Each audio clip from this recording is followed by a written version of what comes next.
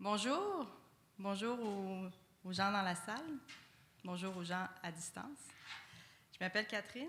Aujourd'hui, je vais vous présenter toute la genèse derrière la construction de notre marque employeur chez Desjardins, une marque qu'on a revampée en 2019. Et je vais vous parler aussi de marketing RH parce que c'est essentiel quand on bâtit une nouvelle marque. Alors, merci pour les gens qui sont à distance et en présentiel. On va avoir des questions. Vous allez avoir la possibilité de poser des questions tout au long de la présentation. C'est plus dynamique et c'est plus interactionnel, donc gênez-vous pas. À chaque fin de section, moi, je vais faire une pause pour prendre les questions, répondre à vos questions du mieux que je peux. Et à la fin, il va probablement nous rester aussi un peu de temps. Donc, on prendra d'autres questions. Puis, pour les questions qu'on n'a pas le temps de répondre, on peut garder l'historique. Donc, on fera un suivi sur chacune d'elles. Alors, je pense que c'est moi qui avance. Voilà. Ce qu'on va aborder aujourd'hui, les fondements du marketing RH, parce que, je le mentionnais, quand on bâtit une marque employeur, c'est basé, puis ça s'assoit sur des fondements qui s'inspirent de la discipline du marketing. Je vais vous présenter qu'est-ce qui a fait en sorte, donc le déclencheur, qu'est-ce qui a fait en sorte que chez Desjardins, on a travaillé, on a retravaillé, on a revisité notre marque employeur.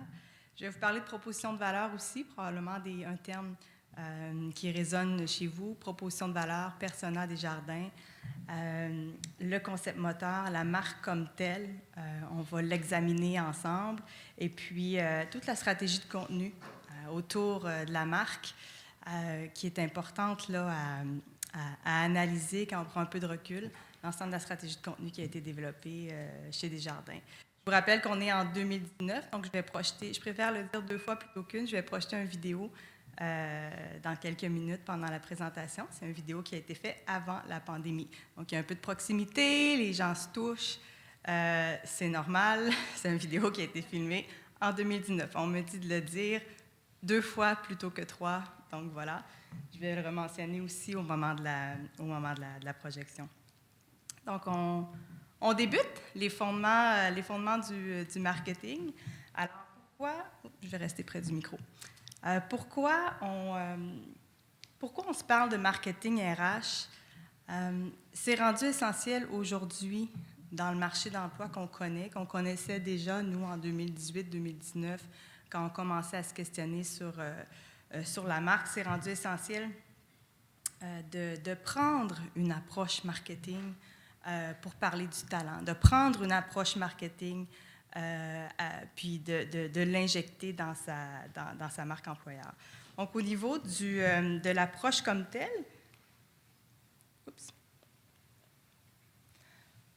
je vais vous présenter en synthèse on va passer seulement quelques minutes, mais les 4 fondements de marketing qui ont formé la base là, pour nous inspirer, qu'on avait toujours en tête dans la construction de la marque employeur. Donc, toujours connaître son contexte, se connecter, être proche des candidats, proche des employés. Vous vous demandez peut-être pourquoi je parle des employés, mais c'est parce qu'une marque employeur, ça nourrit aussi l'expérience employée. Donc, ce n'est pas seulement pour l'externe, pour la visibilité externe pour le candidat, c'est aussi très générateur de fidélisation pour l'interne. Donc, on se connecte aux employés, on se connecte aux candidats également. Se différencier dans l'expérientiel et être cohérent dans sa stratégie de contenu. Avoir une stratégie de contenu 360 degrés parce que le contenu est perceptible, et le contenu se consomme et se consomme par des gens qui sont vos employés, vos clients, vos gens sur vos comités d'administration. Donc, ces gens-là, ce sont les mêmes personnes et ils doivent sentir une cohérence quand Desjardins parle avec son volet, son identité d'employeur, quand Desjardins parle avec son volet, son identité commerciale. Et donc, la cohérence est vraiment le 4e fondement, très, très, très important. On y va avec le premier fondement, qui est connaître son contexte. Alors, à ce moment-ci, je pense que je vais faire un petit quiz pour regarder le contexte dans lequel on est aujourd'hui. Oui, Frédéric, est-ce que c'est... Oui, on va y aller avec le quiz sur le nombre d'emplois. Dans la salle, vous pouvez également répondre au sondage. Alors, la question est la suivante. Combien y avait-il de postes vacants en 2016 au Québec? En 2016. Premier choix, 15 000 postes vacants. Deuxième choix, 25 000. Troisième choix, 60 000. Quatrième choix, 100 000 postes vacants. Là, on devrait voir en direct les gens voter. 60 000. Dans la salle, vous dites quoi? 15 000. 100 000 en 2016.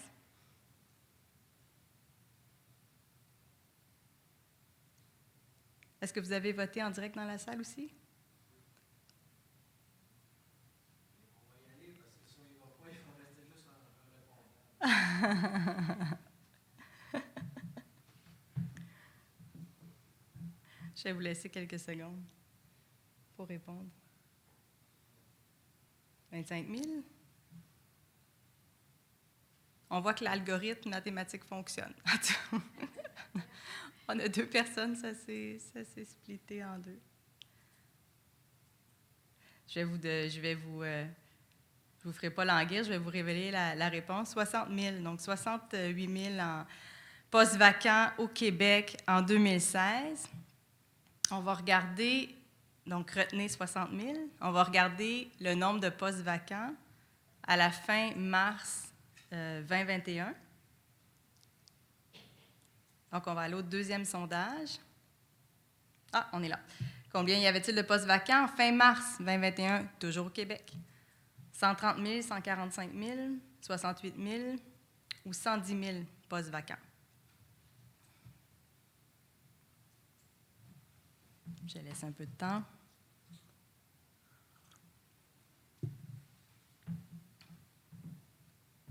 Merci à nos 2 valeureux comparses. Ah, le troisième, 110. Alors, la réponse est 145 000 en fin mars 2021 au Québec, plus de 145 000. Et aujourd'hui, en septembre, dans les chiffres de juin, là, on était proche de la barre du 200 000. Donc, en 5 ans, on est passé de 60 000 postes vacants au Québec à plus de 145 000. Donc, ça, c'est la réalité du marché du travail. Et quand on développe sa marque employeur et qu'on veut connecter aux gens, il faut connaître le contexte dans lequel ces personnes-là travaillent. Il faut connaître l'environnement concurrentiel. Il faut connaître le marché de l'emploi. À quoi on s'attaque? Est-ce qu'on est devant Goliath ou est-ce qu'on est devant un marché de candidats ou un marché d'employeurs? Donc, c'est très, très important de connaître son contexte, de situer la vigie, l'analytique, le prédictif devient important aussi pour anticiper les besoins.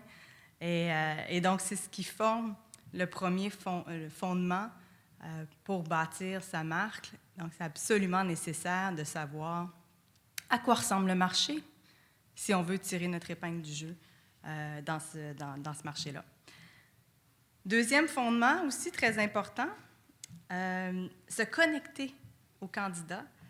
Donc, c'est comprendre le candidat, comprendre les insights. Hein, les insights, c'est un mot qui est tiré du domaine du marketing. Qu'est-ce qui leur parle? C'est quoi leur valeur? C'est quoi leur cadre de référence? Ils appartiennent à quelle génération? Sans faire à grands traits des clichés, mais comprendre un peu le persona candidat, à qui on s'adresse.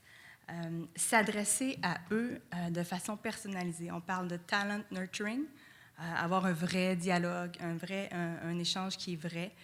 Ça aussi, c'est important pour connecter. Et puis, finalement, s'intéresser à eux aussi dans leurs moments d'impact, les moments qu'ils vont vivre, pour arriver en pertinence quand on leur parle, quand on fait une offensive avec sa marque, quand on fait une offensive marketing, arriver en pertinence dans le moment qui a de l'impact pour la personne, pour le candidat ou pour l'employé qu'on vise à séduire. On est vraiment dans une ère de séduction. Donc, il faut connecter et il faut écouter la voix des candidats et des employés quand on est dans une ère de séduction. Le troisième fondement aussi, qui est très, très important, c'est se différencier dans l'expérientiel, parce qu'il y a beaucoup d'éléments qui sont devenus un peu comme on appelle de la commodité. Alors, se différencier, c'est vraiment miser sur l'expérience qu'on veut créer. Qu'est-ce qu'on veut que le candidat ou l'employé ressente? Qu'est-ce qu'on veut qu'il ressente? On lui parle, il ressent quoi? Qu'est-ce qu'on fait? On se met dans la peau du candidat. C'est pour ça qu'on fait des personas. On se met dans la peau de l'employé. C'est pour ça qu'on fait des personas. On cherche à comprendre qu'est-ce qui se passe dans sa tête et dans son cœur quand il consomme notre contenu, quand il consomme le contenu puis les idées qu'on lui transmet. On maximise aussi ce qu'on appelle l'expérience unifiée. Donc, à chaque point d'interaction que le candidat ou que l'employé a avec l'entreprise, c'est maximisé, c'est un wow, et c'est le même wow à chaque point d'interaction. C'est le même wow dans la marque employeur, dans l'identité d'employeur quand j'applique. C'est le même wow quand j'achète le produit. Ça m'amène à la cohérence, qui est le quatrième fondement, mais c'est le même wow à tous les points d'interaction. C'est un wow sur les canaux mobiles, c'est un wow sur le .com, c'est un wow quand tu vas en physique déposer ton CV, c'est un wow uniformisé sur l'ensemble des canaux. Le dernier fondement, qui nous a aussi, qui a été très important à nos yeux là, quand on a bâti la marque, puis encore là, qui s'inspire des meilleures pratiques en marketing, du domaine du marketing, c'est être cohérent dans sa stratégie de contenu. Donc, c'est une essence de marque, l'essence de marque employeur qui est alignée, qui est en adéquation avec les ambitions de l'employeur. On ne peut pas tenir deux discours, on ne peut pas être schizophrène non plus, on ne peut pas avoir une image au commercial qui est totalement déconnectée de l'image employeur. Il y a des singularités dans l'image employeur, absolument. Absolument, il y a une singularité, il y a une manière de dire « viens travailler chez nous pour telle raison ». Mais ça doit forcément être aligné aux ambitions stratégiques de l'organisation, parce que l'organisation va chercher les meilleurs talents pour réaliser son plan d'affaires et ses orientations stratégiques, rencontrer ses objectifs. Les volets de la marque, pour ceux qui ont différents volets, doivent être alignés. Chez Desjardins, on a 4 volets. En général, les gens ont le volet employeur, le volet commercial. On a aussi le volet institutionnel chez Desjardins et on a le volet citoyen. Donc, une pub qui traite du rôle de Desjardins dans la communauté doit résonner de la même manière qu'une publicité pour travailler chez Desjardins, qu'une publicité pour acheter du REER, qu'une publicité pour arriver à bâtir son rêve d'acheter une propriété puis d'avoir une hypothèque. On doit sentir l'essence dans l'ensemble des volets de la marque mère. On appelle la marque mère, nous, chez Desjardins. Et ça crée de la cohérence du point de vue de la personne qui reçoit, encore là, le message que l'entreprise lance au marché. Je pense que je ne sais pas, Frédéric, si on a des questions ou dans la salle, s'il y a des questions à l'écran. Il n'y a pas de questions au niveau de la distance. Dans la salle, est-ce que... Oui? Ouais, ça demande un déplacement. Quand on dit qu'il y a une pénurie de main-d'œuvre, on présente toujours le nombre en bloc. Dans ce nombre en bloc-là, on le scinde rarement pour dire c'était quoi les emplois de première ligne, deuxième, troisième ligne. C'est là qu'on pourrait voir qu'il y a des besoins plus forts dans certains groupes que dans d'autres. Et puis la marque employeur, elle ne se travaille pas de la même manière par rapport à quel type d'employeur on va aller chercher. Donc là, c'est un autre niveau à prendre en considération. Mais à toutes les fois, on présente la pénurie d'employés dans un bloc uniforme, puis on se dit il manque ça d'employés, donc il y a un potentiel. Mais le potentiel n'est pas le même pour les sous-blocs, si on veut. Tout à fait juste. Le bloc monolithique, effectivement, habituellement, même le deuxième niveau de segmentation, c'est par secteur. Donc, on sait que l'hôtellerie, le domaine de la santé, en technologie aussi, on a de la rareté, voire de la pénurie.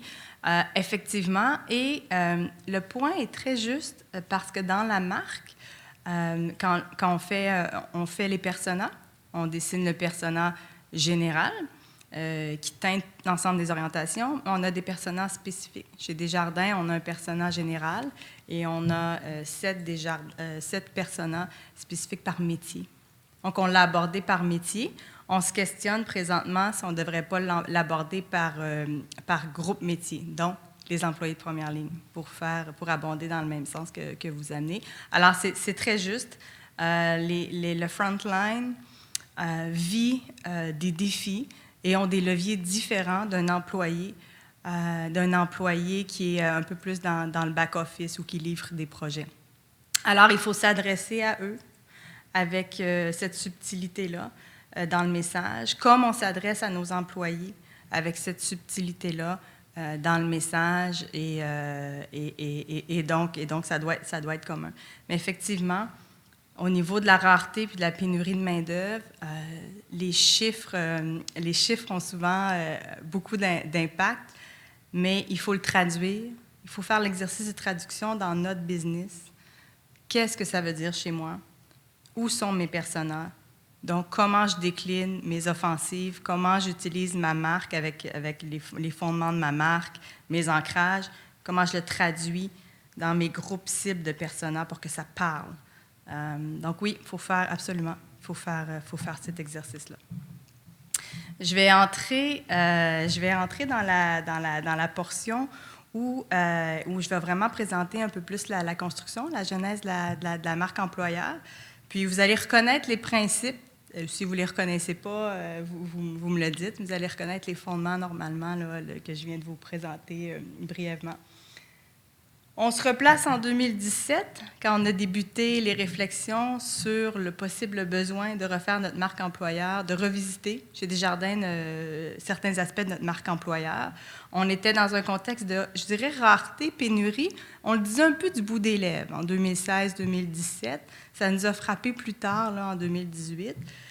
Mais c'était un contexte de pénurie. Donc, quand on a situé le contexte, on savait qu'on était dans un contexte de pénurie. On savait que certains employeurs avaient vu venir, avaient anticipé, avaient commencé à travailler leur marque employeur. Donc, ça, c'était notre contexte. Au niveau concurrentiel, on avait de la compétition.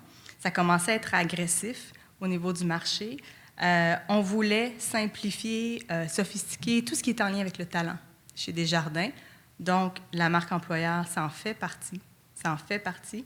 Et on voulait placer le membre au centre, notre membre client.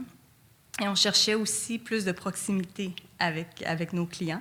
Donc, ce sont un peu les ingrédients là, qui ont nourri notre réflexion. Là, je suis vraiment dans situer le contexte. Là, on se disait, OK, nous, on bâtit une marque dans ce contexte-là bien précis.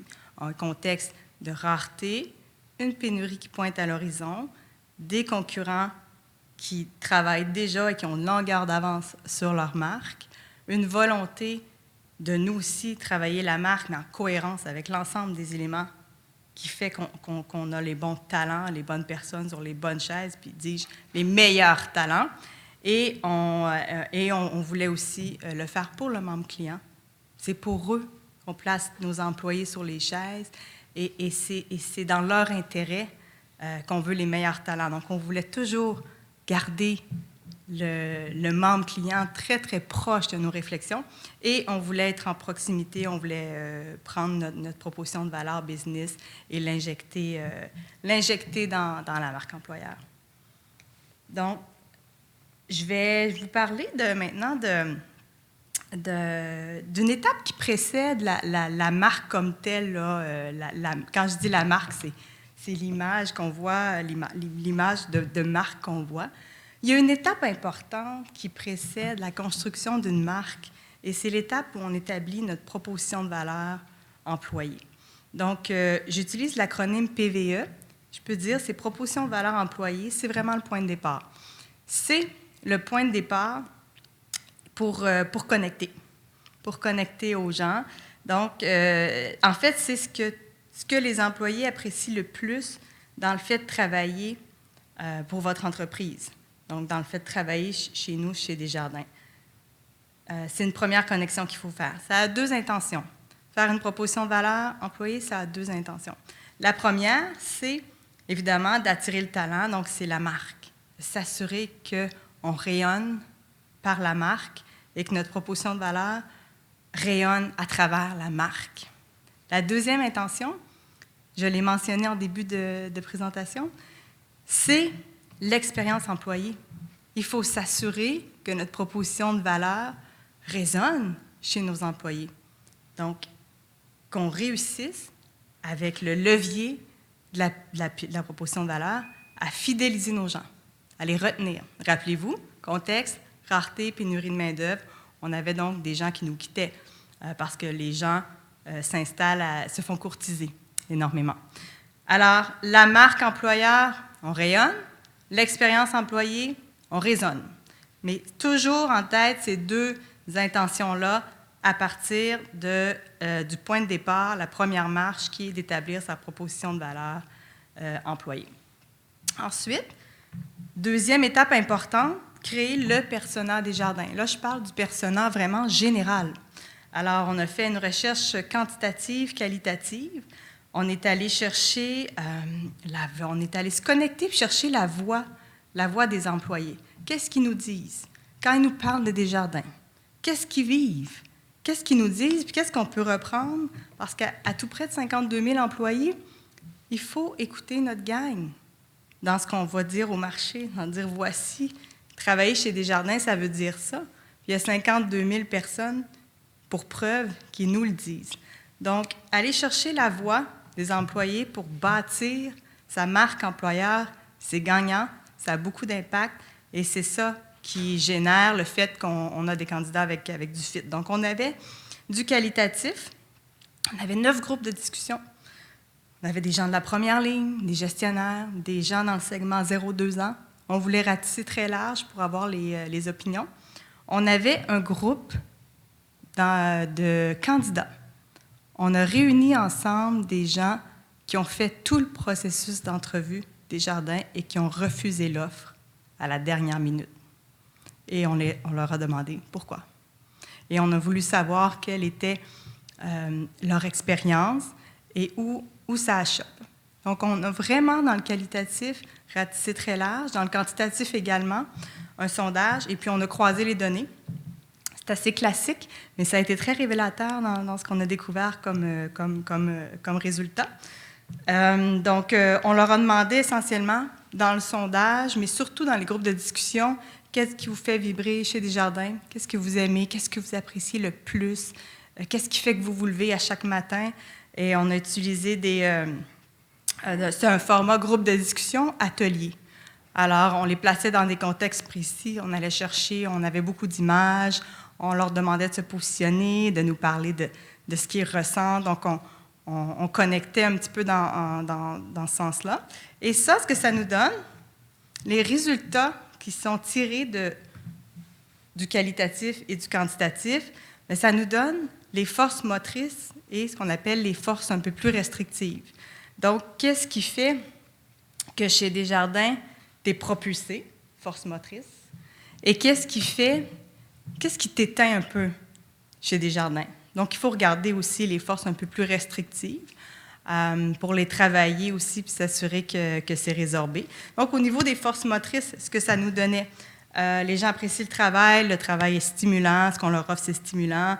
La confiance, ils apprécient énormément l'autonomie dans leur travail. Ça, ce qui est important pour eux, c'est ce qui les fait vibrer. C'est ce qui est ressorti des sondages et des groupes de discussion. Le plaisir dans la relation, sorti très fort chez Desjardins.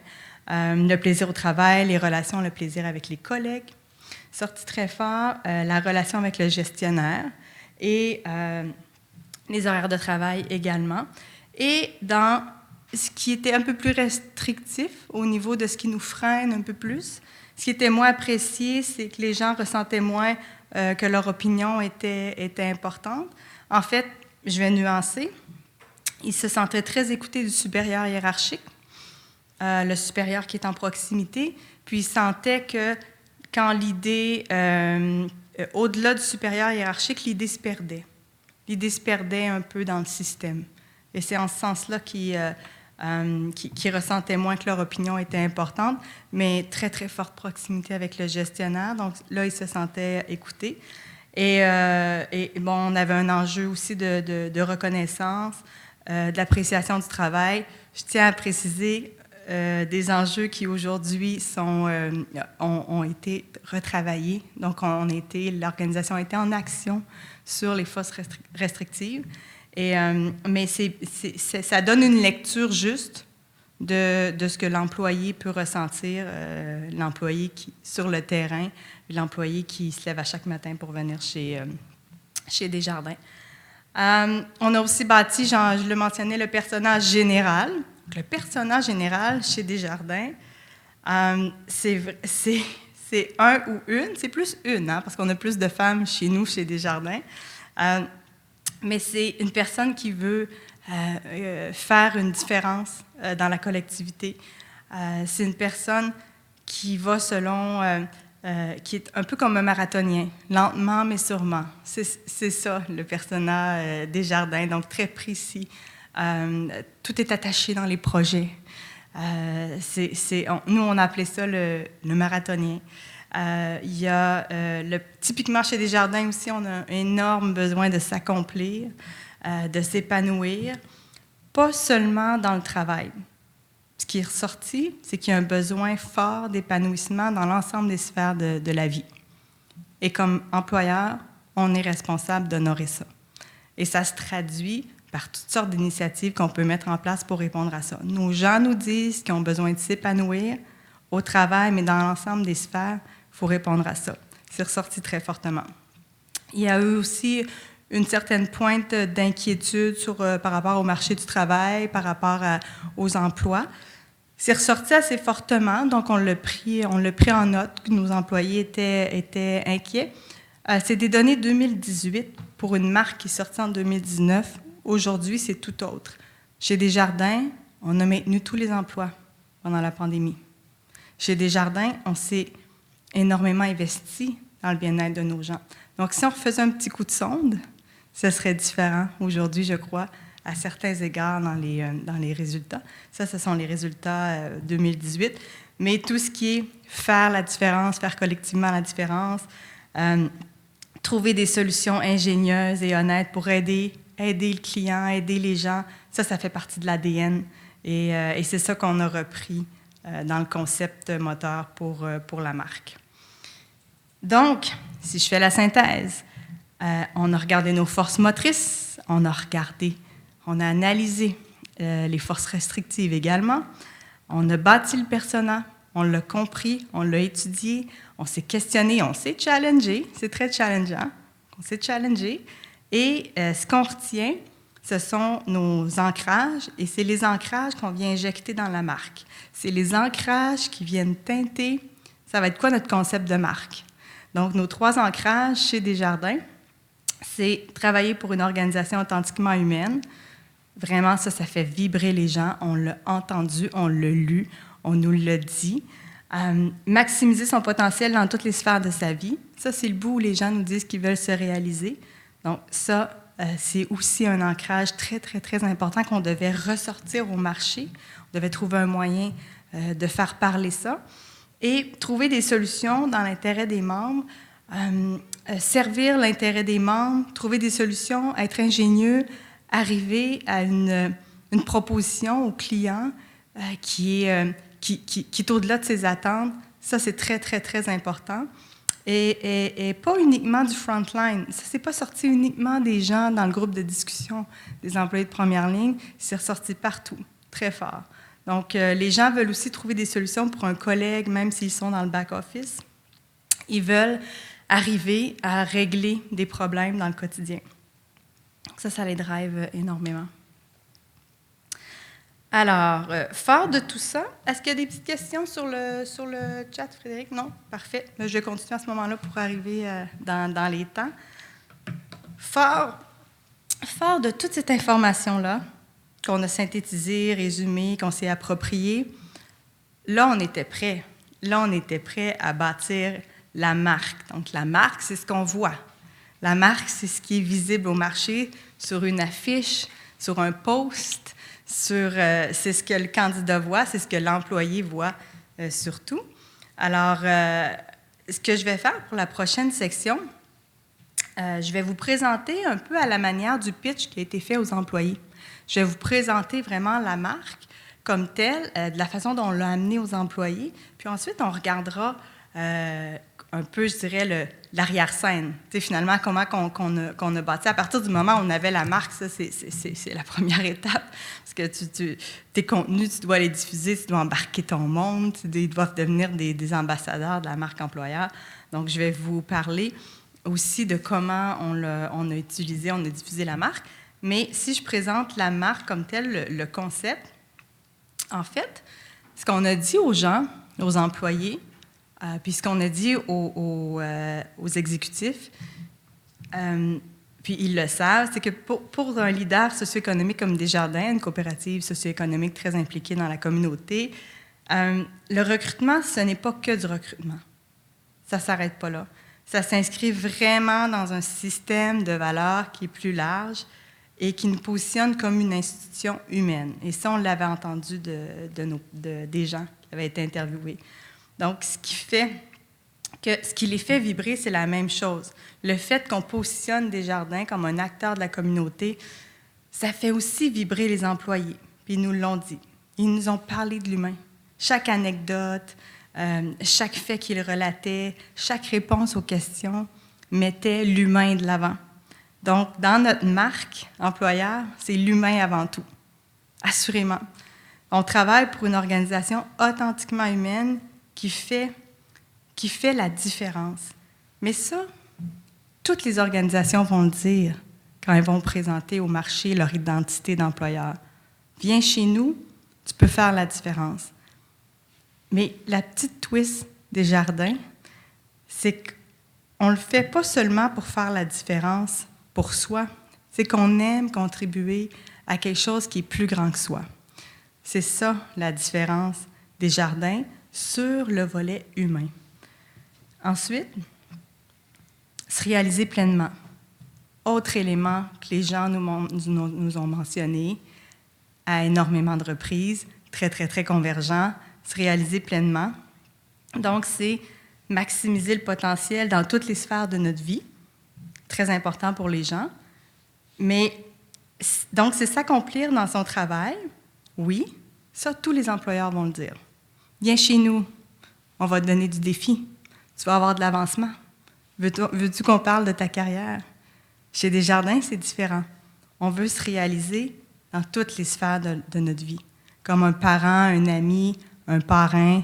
J'ai besoin de temps, moi, pour soutenir un proche parent qui vit une phase difficile chez Desjardins. Tu peux te réaliser aussi en faisant ça. Donc, il y a une nuance, il y a une twist Desjardins qui est différent à cet égard-là. Et finalement, agir comme un entrepreneur, très important pour les gens, trouver des solutions ingénieuses, je l'ai présenté, mais pas nécessairement comme les autres employeurs vont dire. Oui, chez nous, on peut trouver des solutions ingénieuses et on est créatif, mais c'est la créativité au service de l'intégrité. On est dans une institution financière, donc c'est important d'être créatif dans certaines balises et c'est ça qu'on veut dire, c'est comme ça qu'on veut se distinguer au marché, c'est ça la ligne pour le marché des candidats.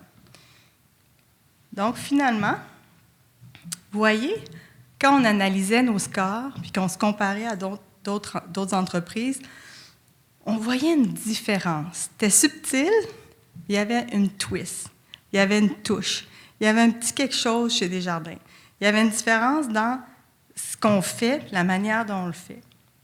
Il y avait une différence entre une bonne relation qu'on crée et une relation qui nous élève comme individus. Et il y avait une différence entre une job qui fait la job puis un environnement de travail qui vient nous faire grandir, qui nous élève encore une fois. Et c'est cette différence-là qu'il faut arriver à communiquer au marché pour toucher le prospect, le candidat potentiel. Donc, au final, c'est des petites choses, mais qui font des grandes différences.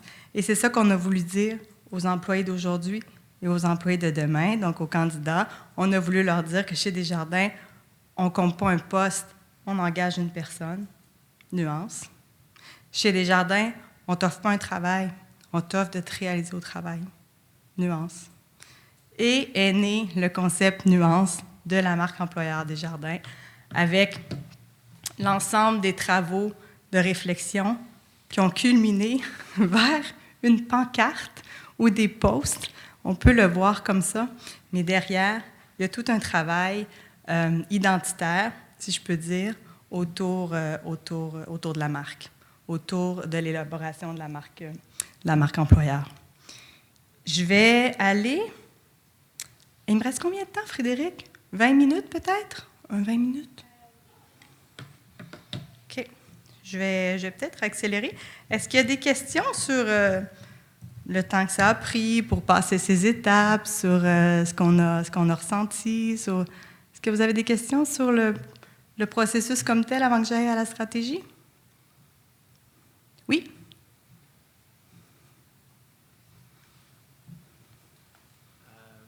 Quelle a été la séparation du travail entre le groupe RH de Desjardins et le groupe marketing, communication interne, puis ainsi de suite?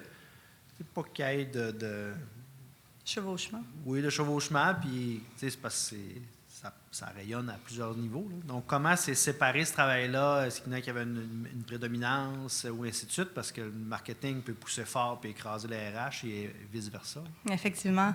Très bonne question, encore une fois. On ne l'a pas séparé. On a co-construit. C'était un tripartite, marketing, RH, communication. Parce que quand on fait la marque employeur, on touche les employés, les communications internes sont une partie prenante très, très, très importante. Et le marketing, pour toutes les raisons qu'on connaît, sur l'alignement à la marque mère, c'est eux qui tiennent la marque Desjardins, c'est le service de marketing. Donc, c'est un partenariat, une co-construction. Je ne sais pas s'il existe un mot plus fort que l'expression d'aller à la guerre ensemble, c'était ça. C'est comme ça qu'on a bâti la marque employeur. Et c'est une relation qui perdure aujourd'hui. Dans les mises à jour qu'on fait de la marque, si on sort éventuellement l'an prochain un revisite du concept moteur, ça va se faire en partenariat. Donc ça, c'est un élément clé de succès, d'avoir les alliés proches, d'accepter aussi de ne pas avoir toutes les réponses. On n'a pas toutes les réponses au département RH. Ils n'ont pas toutes les réponses au département marketing. Ils sont moins habitués de travailler avec les candidats. Ils connaissent moins le marché de l'emploi, les targets, les prospects. C'est complètement différent. Et c'est d'apprendre ensemble à livrer un produit qui est au bénéfice du membre, du candidat, de l'employé et de Desjardins dans sa globalité. Mais ça se fait ensemble. Assurément. Je vais aller dans la stratégie. On va voir un petit peu derrière l'arrière-scène, si vous me permettez l'expression. Alors, ce qu'on a fait, et c'est très important, selon nous, mais chacun a un peu sa recette. En fait, il existe des milliers de recettes. Elles sont insuffisantes. Il faut toujours trouver ce qui nous sied bien. Alors, nous, ce qu'on a fait, on a impliqué le président et tout son comité dès le départ. Et ça a été porté par le président au niveau de l'annonce. On a annoncé aux employés avant de sortir au marché, parce qu'on voulait que les employés voient venir. Et on a utilisé le président parce que c'est un employé qui a grandi chez Desjardins, qui a commencé en première ligne, qui a été dans une caisse, qui est évolué vers le corpo et qui est devenu notre président. Donc, c'est une tête d'affiche intéressante pour vendre l'identité employeur, la marque employeur. Et il portait magnifiquement bien le discours et les ancrages et maîtrisait le matériel. Donc, nous, on a choisi de faire porter par le président le lancement de la marque employeur. On a lancé, je le mentionnais, à l'interne avant de lancer à l'externe. Donc, on a mis au parfum tous les employés à l'interne avant de lancer à l'externe. Donc, une semaine plus tard, on a lancé à l'externe Alors, on avait des employés qui étaient préparés. On avait installé on avait des outils, des leviers, et ils savaient quoi faire. Et ils savaient comment reprendre le matériel. Et ils savaient comment propulser la marque. Et ils avaient été équipés pour le faire. Donc, ça, c'est pas peu dire d'avoir ce réseau-là qui vient dans ton lancement propulser littéralement ton nombre de clics, générer du contenu parce qu'à la force de frappe qu'on a, ça se promène plus vite sur les réseaux. Évidemment qu'on avait une stratégie numérique derrière le lancement. On est allé plus en numérique qu'en médias traditionnels. On avait une part de médias traditionnels, mais on est allé plus, je vous dirais, en numérique. Et fait important aussi à noter, on a utilisé nos vrais employés. Ce sont tous des vrais visages, de vraies personnes, de vrais employés qui se sont prêtés au jeu. Donc, 3 éléments importants: l'implication de la haute direction, les employés chez nous qui ont été des propulseurs, des promoteurs de la marque, et prendre véritablement là, des vrais employés, des vraies personnes, et leur donner un rôle actif aussi. Et puis, tout est possible. On a 52 000 employés. Donc, c'est possible de penser une stratégie qui implique réellement les gens, peu importe la grandeur de l'entreprise. C'est la grandeur de nos ambitions, en fait, qui doit dicter. Je vais vous donner je vais faire un clin d'œil au shoot photo pour que vous voyez nos vrais employés dans l'action. Ça va vous donner un avant-goût. En fait, ça va vous donner l'esprit qui régnait quand on a fait le shoot photo. C'est très, très, très mobilisant. Je vous dis, la marque, on travaille à l'externe, mais on travaille à l'interne énormément. On travaille énormément la fierté des gens à l'interne aussi, en parallèle, même dans la démarche de construction. Donc, ce que je vous ai montré, ce que je vous ai amené, c'est le vidéo du making-of. Ce n'est pas notre vidéo de marque. Le vidéo de marque, il est disponible sur YouTube. Mais le vidéo making-of, on ne le présente pas souvent, donc je vous ai plus choisi la primeur.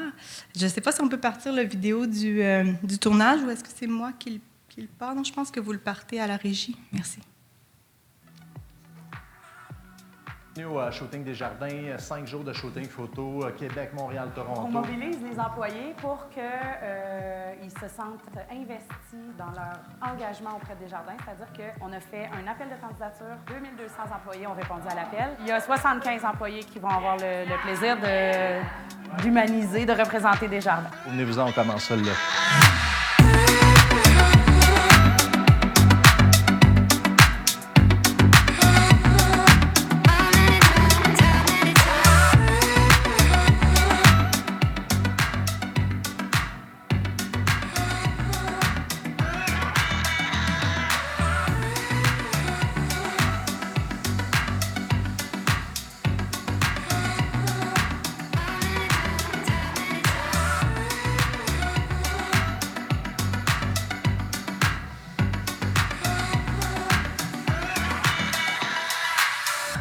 Nous autres, on voulait avoir des gens de Desjardins, évidemment, parce qu'on voulait, c'est l'authenticité. Hein, on voulait avoir des personnes vraies, puis sentir aussi là, les vrais employés.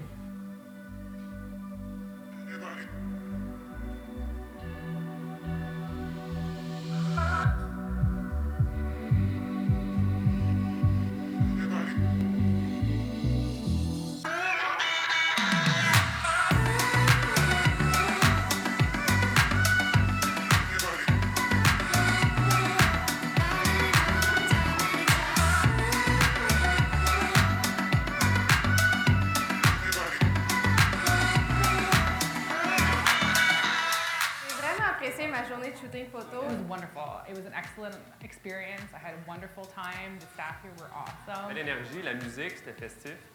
C'était loin d'être formel, donc c'était vraiment plaisant de participer à ça. C'est plaisant de voir que Desjardins fait des efforts pour faire la promotion et du recrutement comme ça. Ça nous a permis à nous, les employés Desjardins, de pouvoir justement représenter la marque Desjardins à notre façon, à notre personnalité. The employees are the face of the company, so it makes sense to have the employees be the face of the photos, so it shows how real the company is. La journée, c'était le fun. Bon shooting, c'était amusant. Ça fait différent d'être une journée au bureau. C'était le making-of du shooting photo. Énormément de plaisir pour les candidats, pour les gens qui ont soumis leur nom, pour les organisateurs aussi, d'avoir du vrai monde dans des vraies postures, prendre des photos, de savoir qu'ils vont être à l'écran, qu'ils vont être sur les réseaux. Je le répète, ça a été tourné avant la pandémie. Je ne sais pas si vous avez remarqué, on parle d'authenticité, on voit le plaisir au travail. On a aussi, je ne l'ai pas évoqué, mais c'est très important pour nous, la diversité des genres dans le recrutement des gens pour la campagne, diversité des genres, diversité des âges, diversité corporelle, tous des éléments qui étaient dans nos critères et sur lesquels on n'a pas bronché. Je fais 2 derniers quiz avec vous. je vais le faire aussi à distance. Puis dans la salle, vous pouvez lever la main. Combien d'employés des Jardins avaient soumis leur candidature pour faire partie de la banque photo, pour faire la séance photo? Est-ce que c'est 73, 2000, 2200 ou 3500 employés qui ont soumis leur nom, qui ont rempli les papiers? 2200. C'est 2200. 2200 noms qu'on a reçus. C'est énorme. Vous me direz, Catherine, 2000 sur plus de 50 000 employés. Non, c'est 2000 personnes qui veulent se mettre en tête d'affiche à l'écran et représenter Desjardins dans toutes sortes de situations, sur les réseaux comme sur des affichages en physique. C'est énorme. C'est énorme l'engouement que ça a sollicité. Deuxième question. Combien de gens ont participé employés ont été retenus pour participer pour la séance photo? 128, 1000, 250, 75? Merci à mon élève modèle, c'est 75. 75 personnes qui ont été retenues. Ici, un conseil, justement, merci. On aurait dû aller à 128. Un conseil, si vous faites votre marque, vous repensez, vous avez à faire des séances photos, des séances vidéo, captez plus. Captez plus de séquences vidéo, shootez plus de gens. Vous connaissez le marché. Je reviens sur notre contexte. Marché de pénurie, les gens quittent. À un moment donné, tu n'as plus de photos, tu n'as plus de visages à mettre à l'écran. Captez plus. Assurément plus que 75. Je vous donne le conseil. Ça, c'est un apprentissage. Donc, je vais terminer rapidement. Si on peut revenir à la présentation à l'écran. La séance photo, ça a été un wow. Ça a été un wow pour l'expérience employée. Là, on ne parle pas du candidat. Là, on parle de nos gens qui venaient, qui étaient bien traités. Il y avait un bar à bonbons. Il y avait des breuvages. Il y avait une maquilleuse, une styliste. Là, on est dans l'expérience. On est dans l'expérience parce qu'on se dit, ces 75-là, personnes-là, c'est notre premier groupe, notre premier segment d'employés promoteurs. Ensuite, il y a les 2000 autres aussi, qui est un bassin qu'on a entretenu. Puis ensuite, il y aura les autres, il y a les autres aussi qu'on a sollicités sur les photobooths. Les photobooths, ça a été un réel succès. Alors, c'est simple, hein, ça existe depuis les années 70, mais réel succès, photobooth numérique. Les gens se prenaient en photo. Ils avaient le choix de choisir une nuance. Quand on parle d'une nuance, pour nous, c'est la phrase clé, la phrase accroche.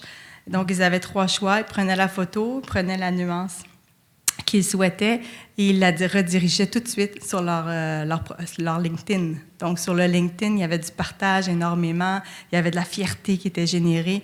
Gros wow, gros levier, photobooth numérique, numéro 1. Et là, on allait rechercher notre 3e segment d'employés promoteurs. On avait les 75. 2e segment, les 2000 qui ont appliqué. 3e segment, tous les employés qui ont pris la photo.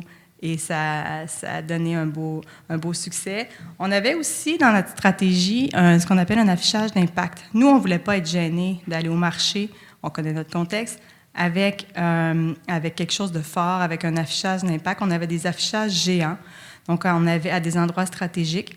Alors, on avait une immense pancarte à Montréal, directement sur René Lévesque, même chose en Ontario, donc sur les endroits stratégiques. On a fait faire aussi les portes d'ascenseur à l'effigie de nos employés. Rappelons-nous qu'en 2019, on allait au bureau à tous les jours. Donc, on a fait faire les portes d'ascenseur. Ça aussi, ça a été un beau succès, très, très, très reconnu. Énormément de fierté générée. Et on avait du classique comme les abribus ou les pancartes sur les autoroutes. Mais on était, là, je vous montre de l'affichage un peu plus traditionnel, mais on était majoritairement sur les réseaux.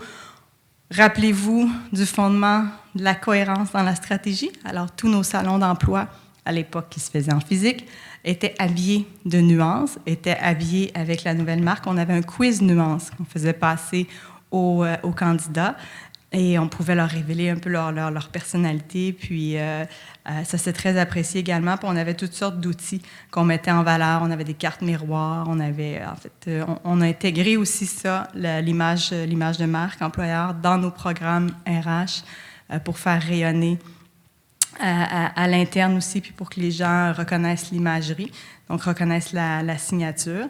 Et c'est ce qui complète, en fait, puis on est très satisfait des résultats.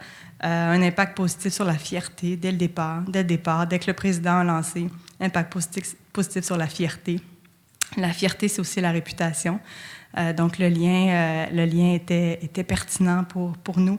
27 fois plus de vues sur nos offres, 29 fois plus de nouveaux abonnés sur la page carrière, les kiosques très appréciés, les gens qui nous parlent de la marque quand ils viennent en entrevue, et la cerise sur le Sunday, ça a été le prix Infopresse, le prix Éco pour la meilleure campagne de marque employeur 2019.